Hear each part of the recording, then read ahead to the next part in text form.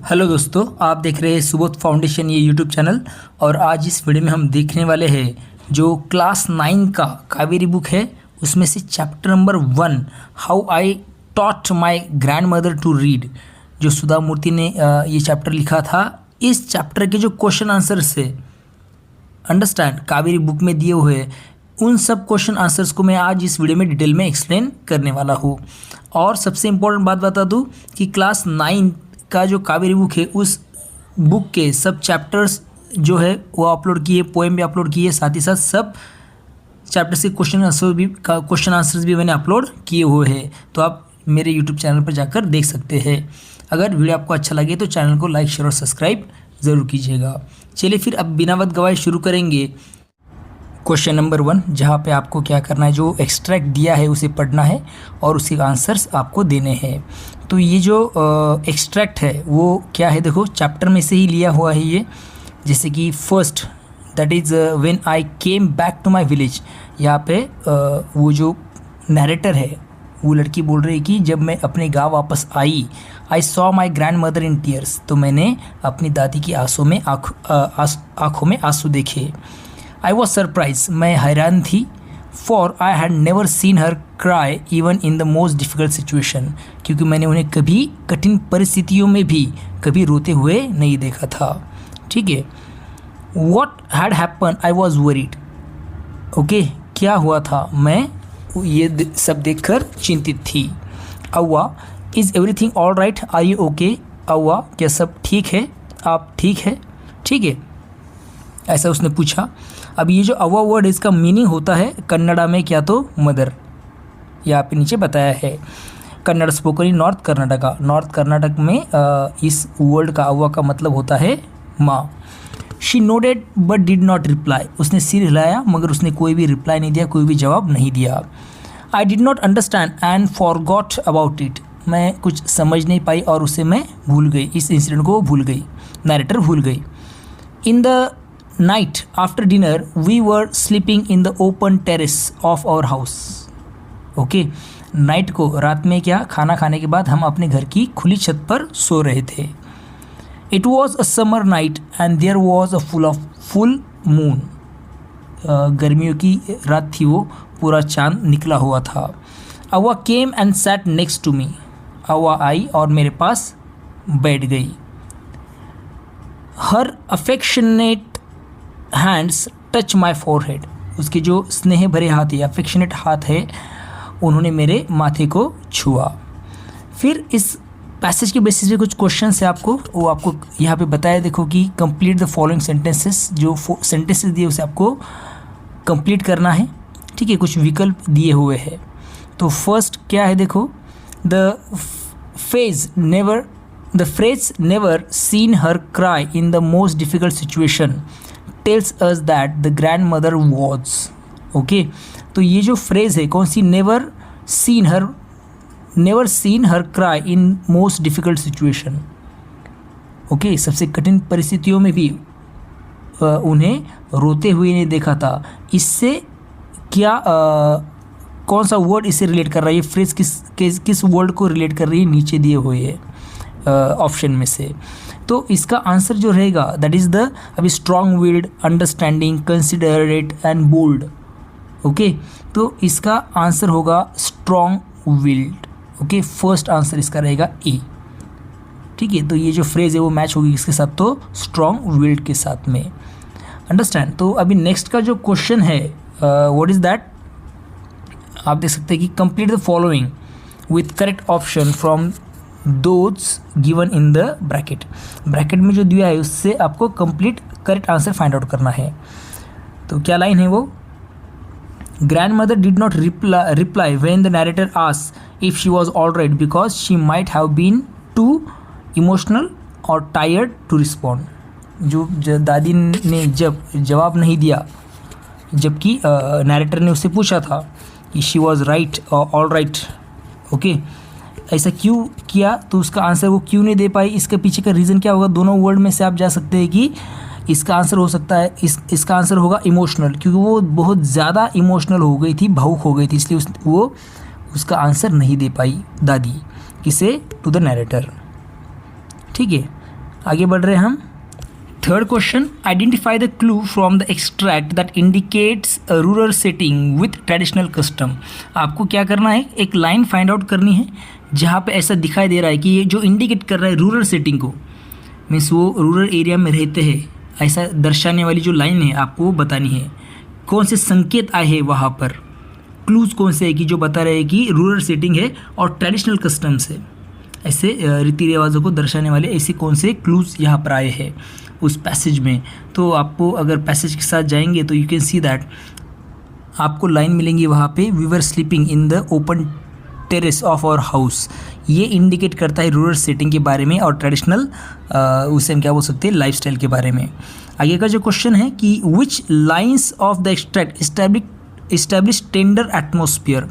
कौन सी लाइन है जो टेंडर एटमोसफियर मीन्स स्नेहपूर्ण कोमल ऐसा वातावरण स्थापित करती है, ऐसी कौन सी लाइन आपको इस एक्सट्रैक्ट में मिलती है। तो इसके लिए आप देख सकते हैं यहाँ पे हमें लाइन मिलती है that is her affectionate hands touch my forehead. ये लाइन जो है ये लाइन शो करती है केयर, इमोशनल बॉन्डिंग दिखाने का काम, एक टेंडर जिसे हम क्या बोल सकते हैं एटमॉस्फेयर क्रिएट करने का काम वो लाइन वहाँ पे कर रही है। फिफ्थ क्वेश्चन आता है, देखो, which of the following aspect is not emphasised in the given extract. अभी कुछ ऑप्शंस आपके सामने हैं, इसमें से कौन सा एस्पेक्ट आपको वहाँ पे नहीं दिखाई दे रहा है, कौन सा ऐसा पहलू है जो इसमें नहीं दिखाई देता है इन चारों में से। तो the emotional turmoil of the grand mother, दादी का भावनात्मक स्थिति दिखाई देती है। ओके, तो ये आंसर नहीं है उसका। B, the affectionate bond between the narrator and her grand mother, जो नैरेटर है और दादी जी है उनके बीच में एक स्नेहपूर्ण संबंध है ये दिखाई देते हैं, मीन्स ये भी इसका आंसर नहीं है। सी के साथ देखिए क्या है, the grand mother's regret over her lack of education. दादी का जो अपनी अशिक्षा है उस पर पछतावा। और लास्ट वाला है देखो, the narrator's concern for grand mother, जो नैरेटर है उसको दादी के प्रति चिंता। ठीक है, इसमें अभी चौथा जो है आप देखते हैं कि दादी के प्रति उसे चिंता है इसलिए उसने क्वेश्चन पूछा, तो यहाँ पे इसका आंसर सी आएगा, that is the grand mother's regret over her lack of education. ये आप उसका आंसर लिख सकते हैं। ठीक है, अभी सेकंड पैसेज है हमारे सामने, दैट जो है उसमें क्या क्वेश्चन है, तो देखो ये पैसेज पहले रीड कर लेते हैं। I have decided I want to learn the Kannada alphabet from tomorrow onwards. दादी जी उसे कह रही कि मैंने तय कर लिया है कि मैं कल से कन्नड़ वर्णमाला जो है वो सीखना शुरू करूँगी। I will work very hard, मैं बहुत मेहनत करूँगी।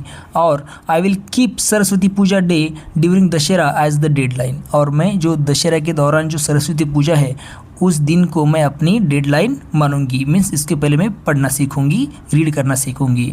That day I should be able to read a novel on my own, उस दिन मुझे अपने आप एक उपन्यास पढ़ने में सक्षम होना चाहिए। ओके, इस तरह से मैं तैयारी करूंगी, उस तरह से मैं परिश्रम लूँगी। I want to be independent, मैं आत्मनिर्भर बनना चाहती हूँ, ऐसे दादी ने उसे कहा। I saw the determination on her face yet I laughed at her, मैंने उनके चेहरे पर एक दृढ़ निश्चय देखा, yet I laughed at her, और फिर मैं उन पर हंस पड़ी। Avva, at this age of 62 you want to learn the alphabet. Avva, 62 साल की उम्र में आप वर्णमाला सीखना चाहती हो। All your hair is grey, your hands are wrinkled, you wear spectacles and you work so much in the kitchen. आपके सारे बाल सफ़ेद हो गए हैं, आपके हाथों पर रिंकल्स आए हैं, झुर्रियाँ आ गई है, आप चश्मा पहनती हो और रसोई में आप इतना काम करती हो। ओके, और आप चाहती कि 62 ईयर में आप पढ़ना सीखे। Childishly I made fun of the old lady, मैंने क्या किया तो उस बुज़ुर्ग का एक बचकाने ढंग से उनका मैंने मजाक उड़ाया। बट शी जस्ट स्माइल, लेकिन उन्होंने सिर्फ मुस्कुरा दिया, मीन्स वो दादी ने कोई रिएक्शन नहीं दिया, सिर्फ वो मुस्कुरा दी उसको देखकर। For a good cause if you are determined you can overcome any obstacle, यदि किसी अच्छे उद्देश्य के लिए दृढ़ निश्चय कर ले तो आप किसी भी बाधा को पार कर सकते हैं। I will work harder than anybody, मैं किसी से भी अधिक मेहनत करूँगी। बट लेकिन आई विल डू इट, लेकिन मैं ये कर दिखाऊँगी। For learning there is no age bar, सीखने की कोई उम्र सीमा नहीं होती है, उम्र की सीमा नहीं होती है। ठीक है, ये पैसेज रीड करने के बाद ही कुछ क्वेश्चन दिए हैं। तो पहला क्वेश्चन है, देखो, what does the grand mother statement I want to be independent reveal about her character. अभी दादी का जो सेंटेंस था, statement I want to be independent, मैं आत्मनिर्भर बनना चाहती हूँ, इससे क्या रिवील हो रहा है उसके कैरेक्टर के बारे में। ठीक है, she wanted to be literate, वो साक्षर बनना चाहती थी। शी डिज़ायर्ड सेल्फ सफिशेंसी, वो आत्मनिर्भर बनना चाहती थी। She wanted to prove her intelligent others, वो दूसरों को दिखाना चाहती है, उसकी बुद्धिमत्ता साबित करना चाहती है। या फिर she feel pressured by the society to learn, या फिर वो समाज के दबाव में सीखना चाहती है। तो इसका आंसर तो हमें मिल ही जाता है, that is the she desired self sufficiency, वो आत्मनिर्भर बनना चाहती थी, इसलिए उसने ये सेंटेंस कहा है। सेकंड क्वेश्चन हमारे सामने है, अप्रोप्रिएट ऑप्शन हमें फिल करना है इस लाइन में। जो ग्रैंड मदर है, grand mother's determination shows that learning has no age limit, इसका आंसर एज लिमिट आप यहाँ पे लिख सकते हैं। थर्ड क्वेश्चन है, complete the following with a suitable reason. आपको क्या करना है, नीचे जो दिया है उससे आपको अप्रोप्रिएट रीज़न उसका आपको देना है। जैसे कि the narrator laughed at her grand mother's decision to learn the alphabet at the age of 62। वो जो नैरेटर है वो अपने दादी पर हंस रही थी, और उसका जो डिसीजन है सीखने का अल्फ़ाबेट कौन सी उम्र में, 62 ईयर के उम्र में। तो ऐसा क्यों किया उसने, तो उसे ऐसे लग रहा था कि she believe that learning at such an old age is unnecessary. उसे लग रहा था कि इस एज में लर्निंग करना, सीखना, दैट इज़ अननेसेसरी, कोई ज़रूरत नहीं इसकी। या फिर अम्यूजिंग, हास्यास्पद है ये।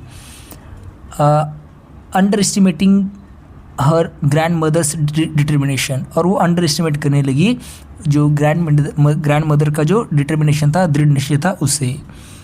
लिस्ट एनी टू क्वालिटीज़, अभी fourth question, list any two qualities display by the grand mother.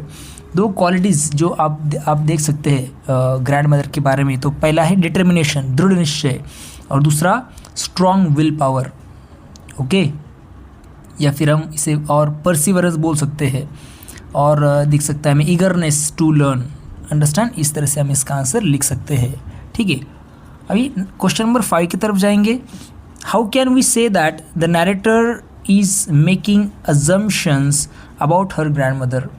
How can we say, हम किस तरह से बोल सकते हैं कि ये जो हम इसे कैसे कह सकते हैं कि जो नैरेटर है अपनी दादी के बारे में अनुमान लगा रही है, अपनी दादी के बारे में अनुमान लग रही है, हम इसे कैसे कह सकते हैं।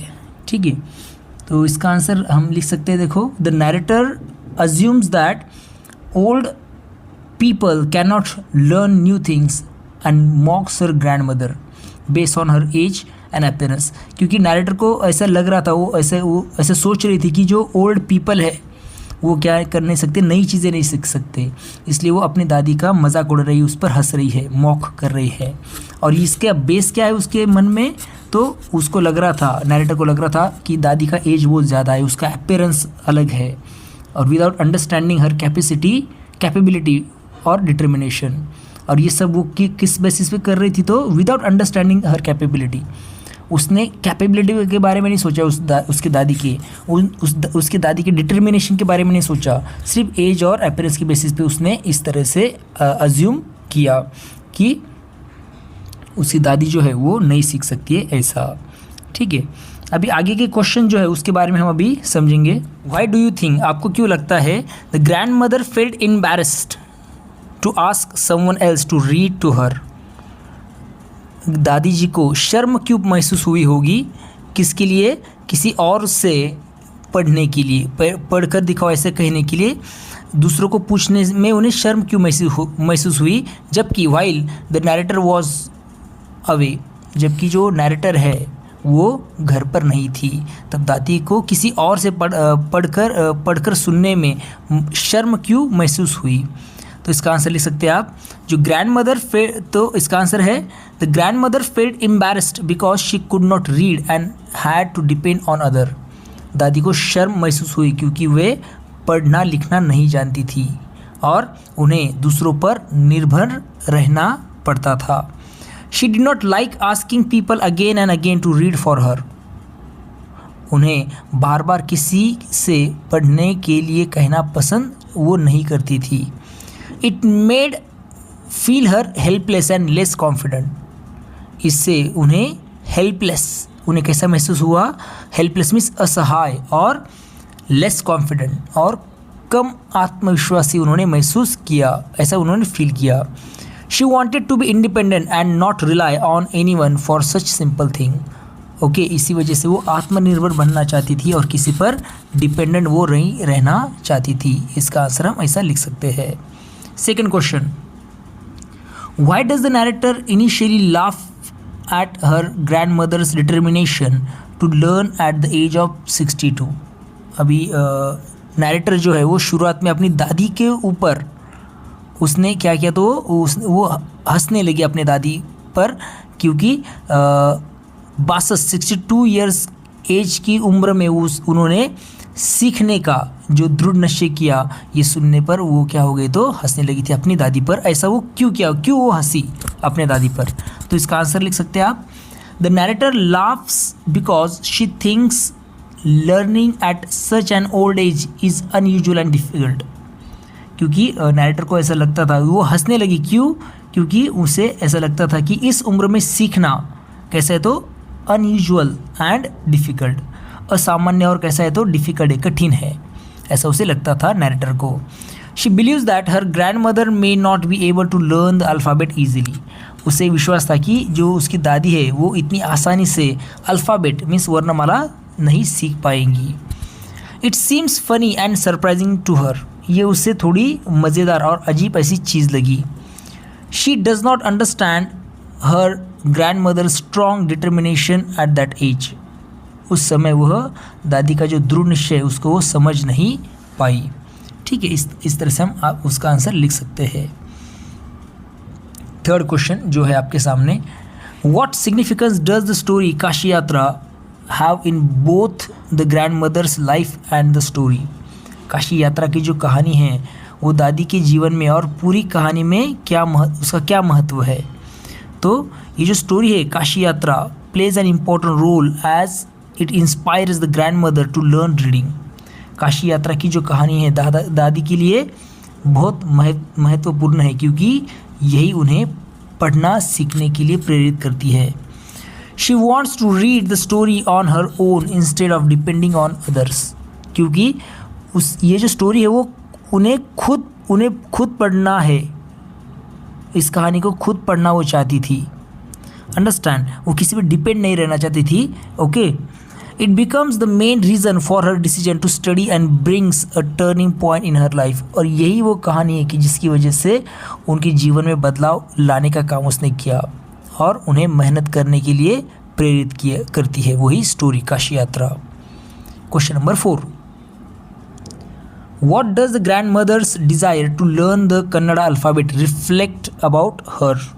ओके, दादी की जो कन्नड़ वर्णमाला है सीखने की जो इच्छा है उनके बारे में क्या दर्शाती है? अंडरस्टैंड, क्या समझ में आता है आपको?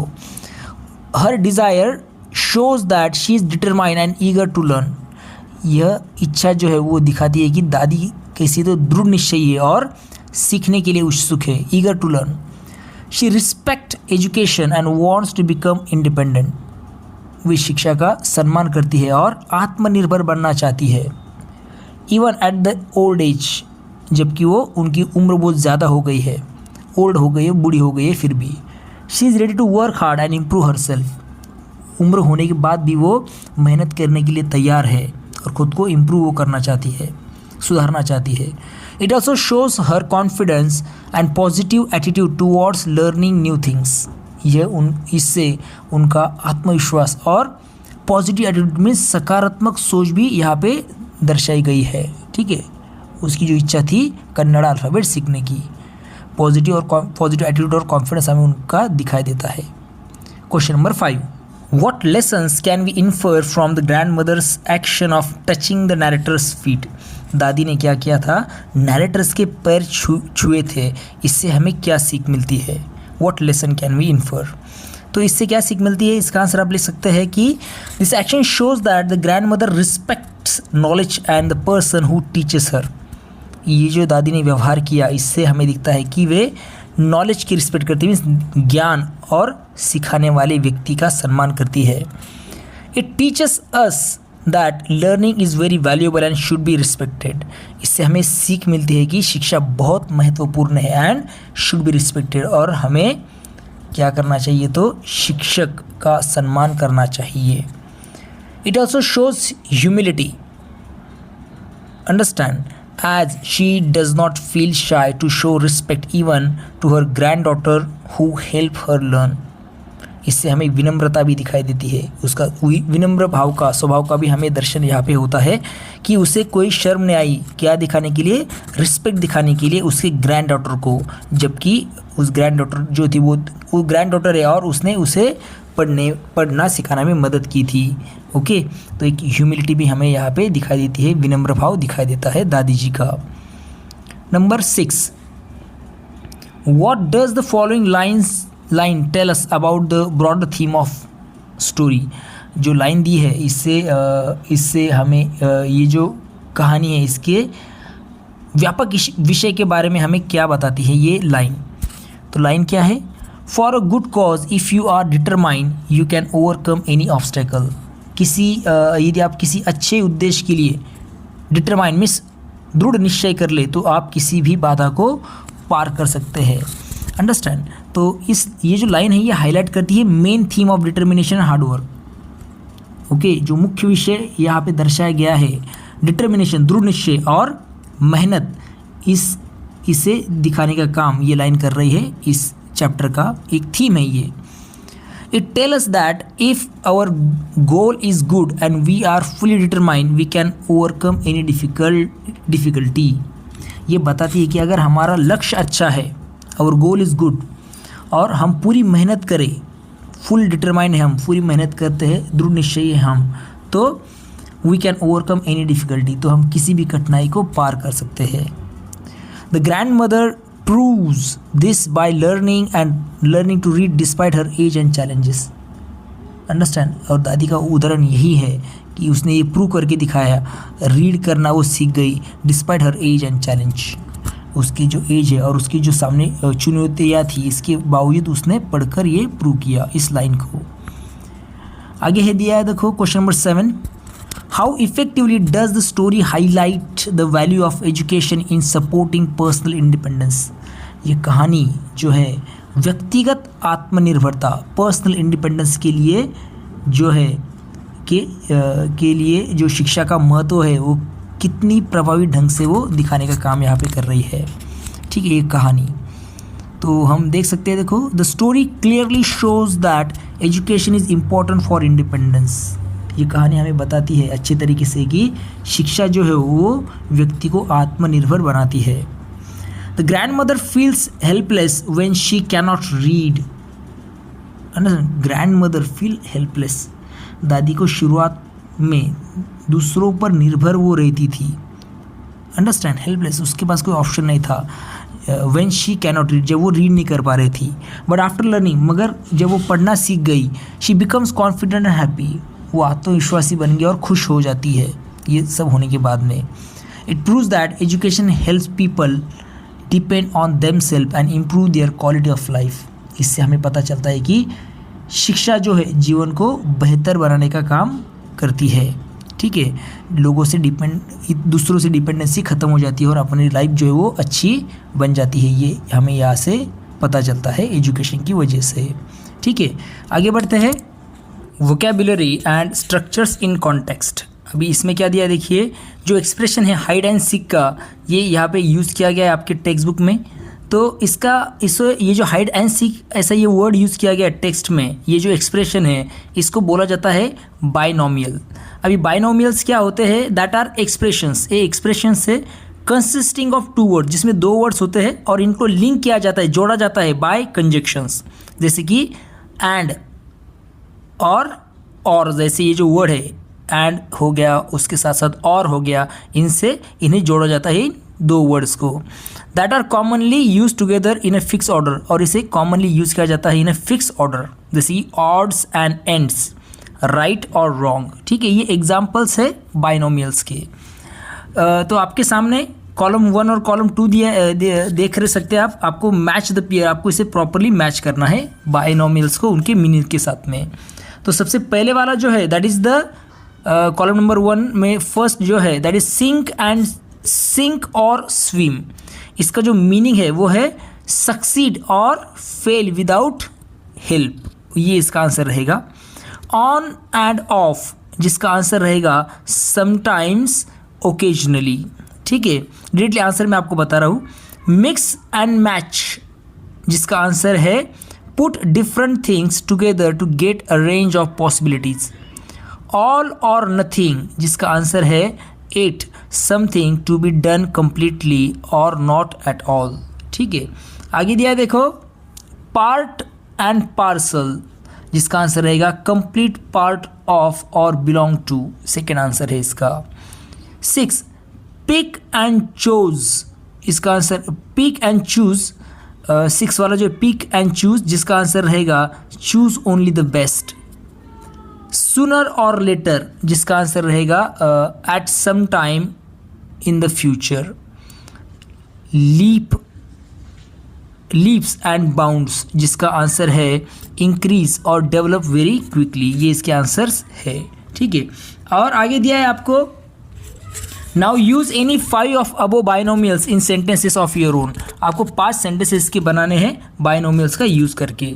तो सेंटेंस नंबर जैसे कि सबसे हम पहले यूज़ करेंगे सिंक और स्विम, तो इसका हम सेंटेंस बना सकते हैं यू मस्ट सिंक और swim in this competition. Understand, आपके पास 2 ऑप्शन है सिंक और स्विम, मीन्स सक्सीड बनो या फिर फेल हो विदाउट हेल्प, ऐसे इसका आप सेंटेंस में इसका यूज़ कर सकते हैं। ठीक है, ऑन और ऑफ का यूज़ करेंगे अभी। ही विजिट्स अस ऑन और ऑफ। अंडरस्टैंड, ऑन और ऑफ का मतलब आप सब जानते हैं that is the sometimes occasionally. तो सेंटेंस हमने क्या बनाया है he visits us on and off, occasionally वो विजिट करता था। You can fix and match these clothes, fix match mix and match, ये वर्ड को हम इस बाइनोमियल का हम यूज़ कर रहे हैं। You can mix and match these clothes. Understand, तो ये हम यहाँ पे यूज़ कर सकते हैं। ठीक है, और 2 सेंटेंसेस बता देता हूँ फिर आगे बढ़ेंगे। Success needs an all or nothing attitude.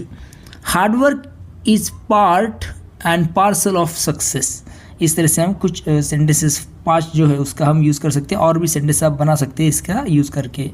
ठीक है, आगे बढ़ेंगे। Next point that is the read the following words from the text. ये टेक्स्ट में जो वर्ड दिया है उसको आपको अच्छे से रीड करना है, जैसे कि unhappy, unusual, unfortunately, irrespective, independent. Okay, ये जो वर्ड्स है they are made by adding suitable prefixes, जैसे कि UN, IR एंड IN।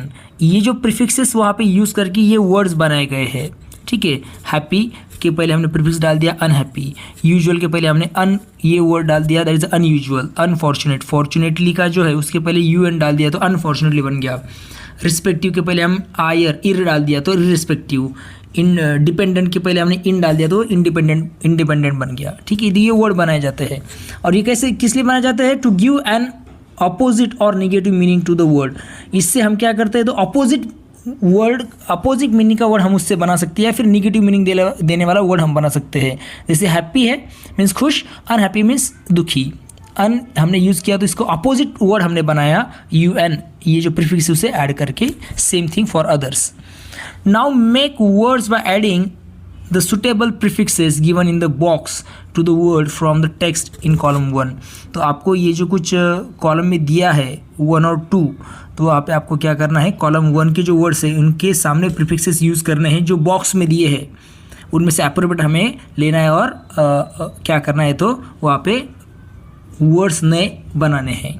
ठीक है, एग्जाम्पल भी आपके सामने दिया है, देखो पॉपुलर के सामने हमने बनाया देखो अनपॉपुलर। तो बिलीफ का हो जाएगा इसमें से, अगर बॉक्स में से ले सकते हैं हम डिसबिलीफ। इम्पॉर्टेंट के लिए हमें प्रीफिक्स यूज़ करना पड़ेगा अनइम्पॉर्टेंट। रिस्पेक्ट के पहले हमें यूज़ करना पड़ेगा डिसरिस्पेक्ट, DIS। करेक्ट, इसके पहले हमें इन यूज़ करना पड़ेगा इनकरेक्ट। कंटिन्यू कंटिन्यू के पहले हमें D I S, discontinue means D I S जो ये है प्रीफिक्स हमें वहाँ पे यूज़ करना है, ठीक है। अंडरस्टैंड, अंडरस्टैंड के पहले हम यूज़ करेंगे मिस अंडरस्टैंड, ठीक है। ऑर्डिनरी, ऑर्डिनरी के लिए हमें एक्स्ट्रा ये प्रीफिक्स वहाँ पे यूज़ करना पड़ेगा, एक्स्ट्रा ऑर्डिनरी। इंटरेस्टिंग के पहले हम ये प्रीफिक्स यूज़ करेंगे, अनइंटरेस्टिंग। पॉसिबल, इसके पहले हम यूज़ करेंगे, इम्पॉसिबल। ये कुछ हम यहाँ पे बना सकते हैं, ठीक है। फिर से हमें 5 सेंटेंसेस बनाने को बोले हैं। थर्ड क्वेश्चन आप देख सकते हैं, इसका यूज़ करके प्रीफिक्स जो वर्ड बनाए वो उसका यूज़ करके। तो जैसे हम बना सकते हैं, सबसे पहले ही गेव एन अनयूजुअल आंसर, जो एक्सपेक्ट नहीं वो आंसर हुआ हमें दे रहा है। She felt unhappy after the result, वो नाखुश हो गई रिजल्ट के बाद में। It is unfortunate that he failed, ये बहुत अनफॉर्चुनेट है कि वो फेल हो गया। He is an independent person, okay. We must think irrespective of differences, okay. इस तरह से हम क्या कर सकते हैं, तो सेंटेंसेस बना सकते हैं, और भी आप यहाँ पे बना सकते हैं। नंबर 4 का जो क्वेश्चन है उसकी तरफ बढ़ेंगे। In a sentence I knew then that my student had passed with flying colours, the phrase passed with flying colours in an idiom, it means outstanding performance. अब यहाँ पे जो सेंटेंस है, आई न्यू मुझे मालूम था, then that my students had passed with flying colours, यहाँ पे पास्ड विथ फ्लाइंग कलर्स ये जो आइडम है इसका मतलब होता है आउटस्टैंडिंग परफॉर्मेंस, इसका ऐसा मतलब होता है। Now match the idioms related to learning given, अभी यहाँ पे कुछ आइडम्स दिए हैं कॉलम 1 में, आपको उसे मैच करना है प्रॉपरली कॉलम बी के साथ में, ठीक है। और बाद में इसका सेंटेंसेस में भी यूज़ करना है, ठीक है। तो फर्स्ट का आंसर क्या है, देखिए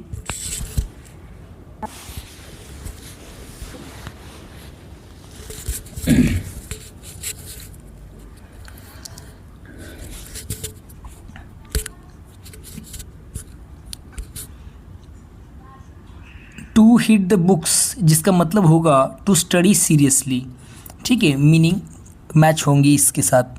to draw a blank means to be unable to remember. To learn the ropes, इसका मतलब है to understand how to do an activity. To rack one's brain, इसका मतलब होगा to think very hard.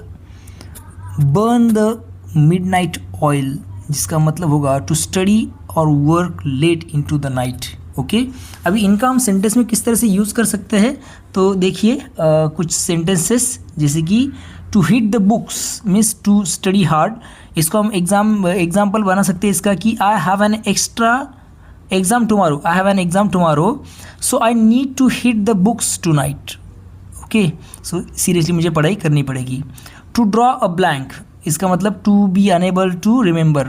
When the teacher asked me the answer I drew a blank, okay, मुझे याद नहीं रहता है जब टीचर कभी पूछते हैं। तो आंसर आपके सामने स्क्रीन पर आपको दिख रहे हैं। Third, to learn the ropes, okay, इसका सेंटेंस हम बना सकते हैं। पहले उसका मीनिंग क्या है, to understand how to do an activity. I took me it, इसका सेंटेंस ऐसा रहेगा, it took me a few days to learn the ropes at my new school, okay. Fourth, to rack one's brain means to think very hard, इसका हम example बना सकते हैं, I racked my brain to solve the difficult math problems, okay. Number 5, to learn by heart means to memorize something. We had to learn the poem by heart for the test. Burn the midnight oil means to study or work late in to the night, इसका sentence हम बना सकते हैं, she burn the midnight oil to complete her project. इस तरह से इसके हम एग्जाम्पल्स बना सकते हैं। आगे कुछ ये है, देखो जैसे कि पास्ट परफेक्ट टेंस है, हम इसका यूज़ करते हैं किसके लिए, two completed action. We use past perfect tense to indicate two completed actions, okay. 2 actions अगर कंप्लीटेड है तो वो बताने के लिए हम पास्ट परफेक्ट टेंस का यूज़ करते हैं। One occurring earlier and other more recently, जो अभी ख़त्म हुई है और जो बहुत पहले ख़त्म हुई है, इसके लिए हम पास्ट परफेक्ट टेंस का यूज़ करते हैं, ठीक है। The more recent action is express in simple past, जो अभी अभी हुई है एक्शन उसके लिए हम सिंपल पास्ट टेंस यूज़ करेंगे, और जो बहुत पहले ख़त्म हो चुकी है इसके लिए हम पास्ट परफेक्ट टेंस यूज़ करेंगे, ठीक है। जैसे कि एग्जाम्पल हमारे सामने है, by the time I reach the party को रीच होने तक the everyone had finish eating, सबने अपना ईटिंग ख़त्म कर लिया था, खाना ख़त्म कर लिया था। When she return home her brother had finish the project, जब वो घर पे पहुंची थी तो उसके ब्रदर ने क्या किया था, उसका प्रोजेक्ट ख़त्म कर दिया था। ठीक है, तो ये जो पास्ट परफेक्ट टेंस है, सिंपल पास्ट टेंस, इसके लिए मैंने सेपरेट वीडियो बनाया, वो जाकर आप देख सकते हैं। यहाँ पे तो शॉर्ट में बताई है, मगर वहाँ पे डिटेल में मैंने एक्सप्लेनेशन दिया है। ठीक है, ग्रामर का जो प्लेलिस्ट है आपके आई बटन पे आ गया होगा या फिर आपको डिस्क्रिप्शन में दिया है, वहाँ पर जाकर आप उसे समझ सकते हैं अच्छे से टेंस को। ठीक है, आगे बढ़ेंगे, अभी आंसर देखेंगे। फिल इन द ब्लैंक दिया है, पास्ट सिंपल पास्ट और पास्ट परफेक्ट टेंस की जो फॉर्म ऑफ वर्ब्स है उन्हें हमें यहाँ पे लिखना है। ठीक है, तो आंसर में आएगा इसका first sentence, when the delegates arrived, simple past tense, at the conference the key note speaker had already begun the session. Begun is third form of begin. After the students had learned how to identify fake news online, they started, यहाँ पे start का started बन जाएगा, verifying information before sharing it. Before Kiran started using digital payment platform, she had ensured her understanding of online fraud prevention. ये answer रहेगा। By the time of Varun recognized the importance of budgeting, he had exhausted most of his saving. ठीक है। Fifth, when Raghu logged in, simple past tense वाला रहेगा पहले, क्योंकि मैंने आपको बताया कि जो रिसेंट इंसिडेंट रहेगा उसके लिए हमें सिंपल पास्ट टेंस यूज़ करना है। ठीक है, logged in to the cyber security webinar, the instructor had already discussed the importance of strong passwords. Okay, that is the answer. Fill in the blanks with correct form of verbs given in bracket. Correct form of verb हमें यहाँ पे fill करने हैं। तो सबसे पहले दिया देखो, आप देख सकते हैं कि लास्ट ईयर, पिछले साल, my parents and I take का यहाँ पे हमें यूज़ करना पड़ेगा took a financial planning course. Okay, simple past tense. When we, जब हम, when we reviewed our expenses, जब हमने हमारे एक्सपेंसेस देखे, रिव्यूड, REVIED हमें लगाना है सिर्फ रिव्यू को। वी रियलाइज्ड, हमें याद हुआ कि वी हैड स्पेंट, यहाँ पे पास्ट परफेक्ट टेंस का यूज़ करना है हमें। We had spent, okay, too much on unnecessary purchases after my parents discussed, okay, simple past, ways to save, I open a saving accounts, okay, savings accounts. By the time we set our budget, okay, set का city रहता है simple past tense में, the course had already introduced investment strategies. ये answer रहेगा। Okay, उसके बाद दिया देखो, we hurried, okay, to take notes, but many participants had completed their financial plans. Okay, despite that we enjoyed learning how to manage money wisely. ये कुछ answers है जो आपकी स्क्रीन पे आपको दिखाई दे रहे हैं। ओके, लिसन एंड रिस्पॉन्ड, इसके तरफ हम बढ़ते हैं। तो लिसन एंड रिस्पॉन्ड, हमें एक ट्रांसक्रिप्ट दिया है टीचर्स के लिए ऑन पेज नंबर 259, वो टीचर रीड करेंगे और आपको वो अच्छे से लिसन करना है, और जो नीचे दिए हैं वर्ड्स उसको आपको, जो लाइंस दिए उससे आपको फिलअप करना है। तो मैं यहाँ पे आपको डायरेक्टली आंसर दे रहा हूँ, तो ज़रूर ये आप टीचर के साथ ही सॉल्व कीजिएगा। Understand, literacy these days include the ability to use digital technology, ये इसका आंसर है। Digital literacy is also about protecting personal information, ये उसका आंसर रहेगा। ट्रांसक्रिप्ट सुनने के बाद ये आंसर आपके आ सकते हैं। उसके बाद है page number, question number 3, digital literacy enables the elderly to access online services.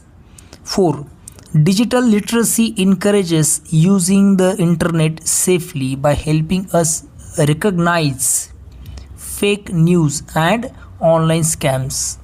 Fake news and online scam ये इसके आंसर रहेंगे। The national digital literacy mission helps people across the country bye imparting digital skills, ये इसका answer होने वाला है। ठीक है, स्पीकिंग स्किल, अभी बोलने की कला हमें यहाँ पे बोलनी है। तो जैसे कि turncoat is a type of solo debate where the speaker argue for and against a topic. Turncoat क्या है, एक टाइप है सोलो डिबेट का जहाँ पे स्पीकर आर्ग्यू करेगा फॉर, उसके लिए या फिर उसके अगेंस्ट, जो टॉपिक दिया उसके अगेंस्ट में। Okay, switching sides after certain period of time, sides भी आप टर्न कर सकते हैं कुछ टाइम के बाद में। तो दो आपके सामने इसके लिए दो सब्जेक्ट दिए हैं। सब्जेक्ट 1 है that is it is important to learn a new language apart from your mother tongue. अपनी मातृभाषा के अलावा नई भाषा सीखना ज़रूरी है, ये फर्स्ट पॉइंट है। इसके साथ में और इसके अगेंस्ट में आपको दो एक मिनट का स्पीच देना है। ठीक है, सेकेंड टॉपिक दिया, देखो, learning can happen only when you are young. Understand, अभी इसका मतलब है कि सीखना केवल तब होता है जब आप छोटे होते हैं, यंग होते हैं। ठीक है, तो कुछ गाइडलाइंस आपको दी है। 1 मिनट का टॉपिक आपको बताना है। आपके teacher will signal that it is time to switch sides. Sides कब स्विच करने हैं ये आपके टीचर बताएंगे। 1 मिनट का ही ये रहेगा। तो पहले अगर आप फॉर मीन्स उसके उस टॉपिक के साथ में बात कर रहे हैं, उसके पॉजिटिव साइड्स बता रहे, तो 1 मिनट। टर्न साइड्स जो रहेगी वो अगेंस्ट में बात करेंगे, दैट इज़ आल्सो 1 मिनट। ठीक है, तो हम यहाँ पे शुरू कर रहे हैं। ये कुछ सेंटेंसेस का आप वहाँ पे यूज़ कर सकते हैं। ठीक है, तो चलिए फिर मैं डायरेक्टली अभी आंसर के पास लेके चलता हूँ आपको। टॉपिक 1, 1 मिनट के लिए आपको ये स्पीच बोलना है। डायरेक्टली आंसर मैं यहाँ पे दे रहा हूँ कि अपनी मातृभाषा के अलावा नई भाषा सीखना ज़रूरी है। फॉर, इसके पक्ष में, इसके साइड में आप लिख सकते हैं, बोल सकते हैं, जैसे कि टू बिगिन विथ, शुरुआत में, I would like to speak for the topic, इस विषय के पक्ष में मैं बोलना चाहूँगा या फिर चाहूँगी। Learning a new language is very important today, आज के समय में नई भाषा सीखना बहुत ज़रूरी है। It helps us communicate with more people and understand different cultures, इससे हमें ज़्यादा लोगों से बात कर सकते हैं इसकी वजह से, और अलग अलग संस्कृतियों को समझ सकते हैं। ठीक है, my first argument is that it improves job opportunities. मेरा जो पहला सबसे इम्पोर्टेंट मुद्दा है वो है, इम्पोर्टेंट या महत्वपूर्ण बात यह है कि इससे हमें क्या होगी, तो नौकरियों में बड़े अवसर मिल सकते हैं। ठीक है, अगर हम बहुत सारी लैंग्वेज हमें आती होंगी तो। ठीक है, मोस्ट इम्पॉर्टेंटली, सबसे important, it also develops our brain and thinking skill, इससे हमारे दिमाग और सोचने की क्षमता का विकास होता है। In addition it builds confidence while travelling और स्टडिंग अब्रॉड, इसके अलावा हमें जब हम ट्रैवलिंग करते हैं या फिर विदेश में पढ़ाई करते हैं उस समय हमारा आत्मविश्वास ये बढ़ा देता है। देयरफॉर, इसके लिए I strongly feel that learning a new language is useful and necessary, तो मेरा ये मानना है कि नई भाषा सीखना उपयोगी और आवश्यक है। अगेंस्ट में अगर इसके विपक्ष में बात करेंगे तो आप लिख सकते हैं, देखो, ऑन द अदर हैंड, दूसरी ओर, I would like to speak against the topic, इस विषय के विरोध में बोलना चाहूँगा या फिर चाहूँगी। Learning a new language is not always necessary, नई भाषा सीखना हमेशा ज़रूरी नहीं है। There are many translation tools available today, क्योंकि आज कल कई ऐसे अनुवाद करने वाले साधन उपलब्ध है। माई first point is that students already have a heavy study load, मेरा पहला मानना ये है कि छात्रों पर पहले से ही पढ़ाई का ज़्यादा दबाव होता है। Adding another language can create pressure, अगर हम और एक लैंग्वेज इसके साथ जोड़ देंगे तो डेफिनेटली प्रेशर, उन पर दबाव बढ़ जाएगा। ठीक है, more over focusing on one language properly is better than learning many, इसके अलावा एक भाषा को अच्छी तरह से सीखना कई भाषाएं सीखने से बेहतर है। सो इसी के लिए put it in a few words, learning a new language is helpful but not essential for everyone, नई भाषा सीखना उपयोगी है लेकिन हर किसी के लिए ज़रूरी नहीं है। 1 मिनट का स्पीच आप दे सकते हैं। अभी सेकेंड टॉपिक है, उसके लिए क्या है, सीखना केवल तब होता है जब आप छोटे होते हैं, तो इसकी साइड में इसके पक्ष में क्या बोल सकते हैं आप, टू बिगिन विथ, शुरुआत में, आई सपोर्ट द टॉपिक, मैं इस टॉपिक का विषय का समर्थन करता हूँ या फिर करती हूँ। Learning is easier when we are young, learning हम जब छोटे होते हैं तो सीखना आसान होता है। क्यों? Because our brain is more active, क्योंकि हमारा जो ब्रेन है, हमारा दिमाग ज़्यादा सक्रिय होता है। Children can remember things quickly, बच्चे क्या कर सकते हैं तो जल्द सब चीज़ों को जल्दी याद कर लेते हैं।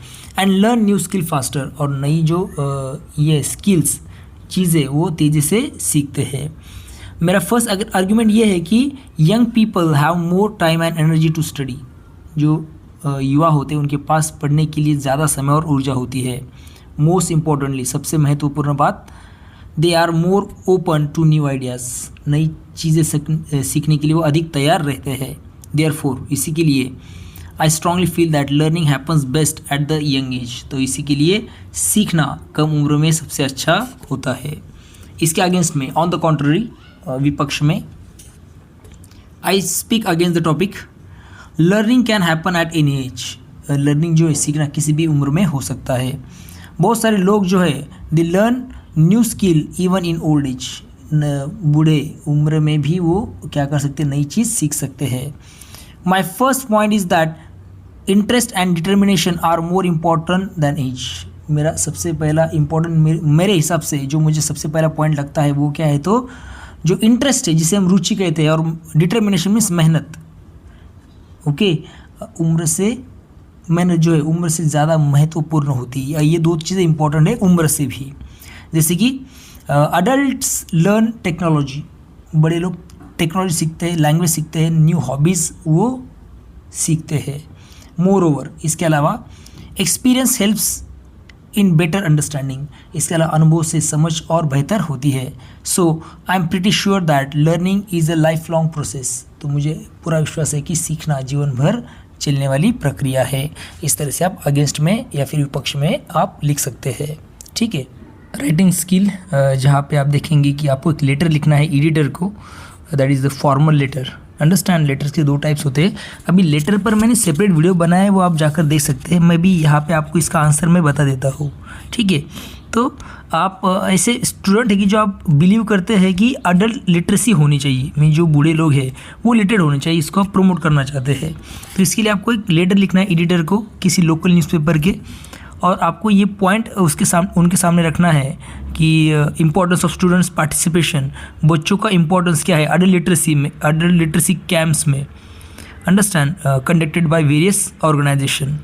Discuss the benefits of such initiatives for both students and society. इसके बेनिफिट्स क्या रहेंगे इस इनिशिएटिव के स्टूडेंट्स के लिए और सोसाइटी के लिए, ये आपको बताना है। और कुछ इफेक्टिव वेज बताने हैं to spread awareness and encourage more students to volunteer for this noble cause. तो आपको कुछ सजेशन देने हैं टू स्प्रेड अवेयरनेस लोगों के बीच में इनकरेज करना है बहुत ज़्यादा से ज़्यादा बच्चों को कि वो वॉलंटियर बने इस नोबल कॉज के लिए। ठीक है। और letter to the editor is a formal letter, जैसे कि मैंने आपको बताया ये है फॉर्मल लेटर है। ठीक है। जहाँ पे which the writer give suggestions and create awareness on the issue of public interest or an issue already raised in an article write-up published letters. Okay, तो यहाँ पे लोग जो है वो क्या करते हैं, सजेशन देते हैं, एक पब्लिक अवेयरनेस क्रिएट करने का काम करते हैं, पब्लिक इंटरेस्ट क्रिएट करने का काम एडिटर को लेटर लिखकर होता है। ठीक है। तो कुछ चीज़ें याद रखनी, जैसे कि फॉर्मेट, नेम, डिजिग्नेशन, एड्रेस, उसके बाद डेट, बाद में रहेगा subject, understand, after that salutation, then body of the letter. इसमें 3 पैराग्राफ आपको करने हैं। फर्स्ट में आप प्रॉब्लम के बारे में बताएंगे, कुछ लाइन्स यहाँ पे दिए देखो, जैसे कि this is the reference to the article about dot dot dated dot dot in your newspaper, as a concern citizen I would like to draw your attention. Understand. Paragraph 2 में मीन्स सबसे पहला जो पैराग्राफ उसमें हम problem को बताएंगे। Second में हम क्या करेंगे, उस इशू को एनालाइज करेंगे, कॉजेज कॉन्सिक्वेंसेज बताएंगे। ठीक है। और थर्ड जो पैसेज रहेगा उसमें हम बताएंगे सजेशन, सॉल्यूशंस बताएंगे, इसके लिए हम क्या कर सकते हैं। अंडरस्टैंड। तो ये कुछ लाइंस आप वहाँ पर यूज़ कर सकते हैं। कॉम्प्लीमेंट्री में आप लिखेंगे, कॉम्प्लीमेंट्री क्लोज में आप लिखेंगे योर्स ट्रूली। देन अभी जब आप लिखेंगे फॉर्मल लेटर, तो याद रखना है आपकी लैंग्वेज कैसे होनी चाहिए, फॉर्मल, क्लियर एंड स्पेसिफिक। स्पष्ट होनी चाहिए language, specific means to the point only, बाकी जो चीज़ें उसके बारे में नहीं है, सिर्फ पॉइंट पर ही फोकस करेंगे आप। Short and to the point sentence, मैंने अभी बताया आपको, शॉर्ट सेंटेंस और पॉइंटेड वाइज होने वो चाहिए। पर्पस जो है स्टेटेड क्लियरली एंड कंसाइसली, स्पष्ट क्लियरली आपको क्या करना है, तो आपका पर्पस यहाँ पे लिखना है। Relevant details to be given, relevant details भी आप दे सकते हैं, ठीक है, तो ये कर सकते हैं। तो इसका आंसर क्या है, देखिए जैसे कि फॉर्मेट में बताया आपका खुद का एड्रेस सबसे पहले, तो मेरा नाम सुबोध जाधव है, इसलिए मेरा नाम ये मेरा एड्रेस है चिंचवड पुणे महाराष्ट्र, ठीक है। ये रियल नहीं, एक इमेजिनरी एड्रेस आपको वहाँ पे लिखना है, ठीक है। I am from Chhatrapati Sambhajinagar Maharashtra, तो आपको कोई तो भी एक एड्रेस लिखना है इमेजिनरी, ओके। कभी कभी एग्जाम क्वेश्चन में भी ये दिया होता है एड्रेस, आपका भी नाम भी दिया होता है, यहाँ पे नहीं दिया था इसलिए मैंने ये लिखा है। डेट 20 अप्रैल 2026, लेटर हम लिख रहे हैं, the editor the times of India Pune, ठीक है। सब्जेक्ट है हमारा importance of students participation in adult literacy camp, बच्चों का पार्टिसिपेशन किसमें, अडल्ट लिटरेसी कैंप में क्यों ज़रूरी है, इसके रिलेटेड ये पॉइंट है। हम अभी बॉडी की तरफ आ रहे हैं, तीनों पैसेज आप देखेंगे, तीनों पैसेज जो आपको बताए वैसे ही वो लिखे हैं, सर मैडम। एडिटर कौन है हमें मालूम नहीं, इसलिए हमें सर या फिर मैडम यहाँ पे लिखा है। With reference to the article about adult literacy publish in your newspaper recently, जो कुछ भी आर्टिकल आपके न्यूज़पेपर में आया था उसका रेफरेंस देकर, ओके, अडल्ट लिटरेसी के बारे में जो कुछ आया था आर्टिकल उसका रेफरेंस लेकर, recently I would like to draw your attention to the importance of students participation in adult literacy programme. तो मैं क्या करना चाहता हूँ कि एक आपका अटेंशन इस पॉइंट पर लाना चाहता हूँ कि बच्चों का पार्टिसिपेशन जो है अडल्ट लिटरेसी प्रोग्राम में वो ज़रूरी क्यों है, क्यों इसका इम्पोर्टेंस है। आज भी आप देखते हैं many adults in our country are unable to read and write, बहुत सारे जो अडल्ट लोग हैं, बूढ़े लोग हैं, बहुत ज़्यादा उम्र के, वो आज भी रीड और राइट नहीं कर पाते हैं, जिसका अफेक्ट क्या होता है डेली लाइफ और अपॉर्चुनिटीज़ पे होते हैं उनकी। अंडरस्टैंड। अभी डिटेली हम इशू को एक्सप्लेन करेंगे। ये जो इशू है affect a large society, section of society, बहुत बड़े सेक्शन जो है सोसाइटी का इस पर ये जो है अफेक्ट करता है ये इशू।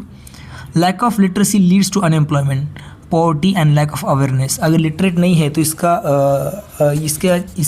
क्या होता है, इससे क्या होता है, तो अनएम्प्लॉयमेंट बढ़ता है, पॉवर्टी बढ़ती है और लैक ऑफ अवेयरनेस भी बढ़ता है। Students can play an important role in solving this problem, तो इसके लिए स्टूडेंट्स क्या कर सकते हैं, इंपॉर्टेंट रोल प्ले कर सकते हैं। बाय टीचिंग बेसिक, जैसे कि वो बेसिक रीडिंग राइटिंग स्किल सिखा सकते हैं। इसकी वजह से अडल्ट जो है they become independent and confident, वो इंडिपेंडेंट और कॉन्फिडेंट बन सकते हैं। ये जो इनिशिएटिव्स है also develop a sense of responsibility and empathy among students.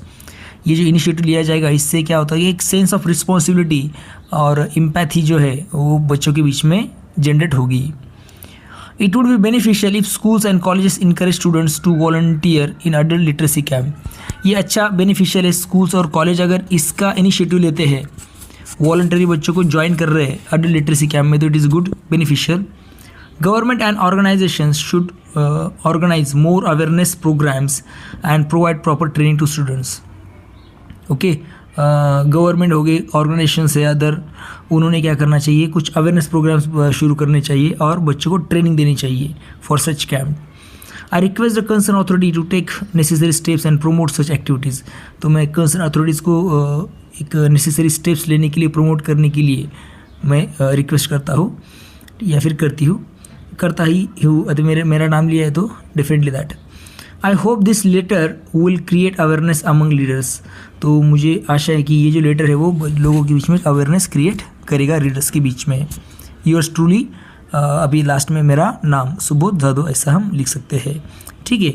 अभी लास्ट का क्वेश्चन है, कुछ learning beyond the text, text के अलावा कुछ और सीखेंगे। जैसे कि इंडिया में 22 मेजर लैंग्वेजेस है, जो 8th शेड्यूल जो है इंडियन कॉन्स्टिट्यूशन का उसमें बताई गई है। Each language has its own unique identity, हर एक लैंग्वेज की खुद की एक आइडेंटिटी है।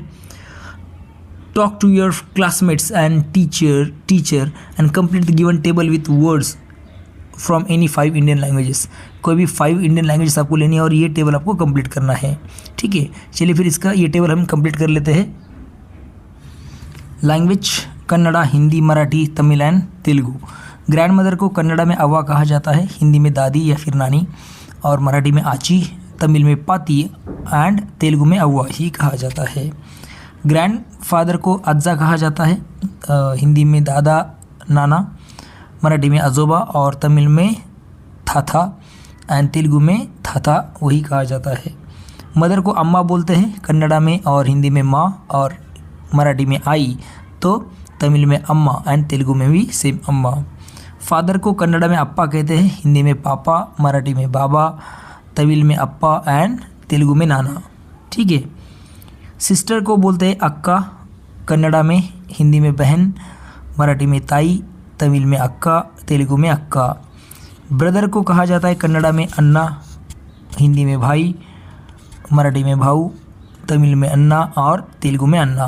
तो इस तरह से हम ये क्वेश्चन क्या कर सकते हैं, सॉल्व कर सकते हैं।